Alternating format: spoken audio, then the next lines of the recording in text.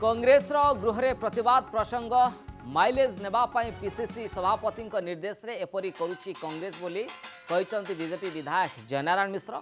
PCC सभापति निर्देश रे गृह अचल होउची। सर्वदलीय बैठक रे खोद एकथा कहते कांग्रेस विधायक दल नेता रामचंद्र काडाम एवं कांग्रेस विधायक तारा प्रसाद बाहिनीपति। बैठक रे कांग्रेस स्वीकार करिछि इच्छा नथाई भी सेमाने गृह रे प्रतिवाद करुछंती कारण नुआ सभापति एपरी करी माइलेज नेबाकू निर्देश दैछंती बोली कहते विधायक।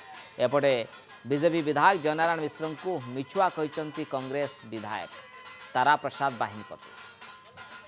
से तो विधानसभा चलई दौना से प्रथम विधानसभा कहतु कौन से चाहूँगी से कौन चाहूँगी जानला आम एक्शन नेलु ना न नेलु जना पड़ो से तो विधानसभा किसी कहूना आसुना घंट बाड़ौं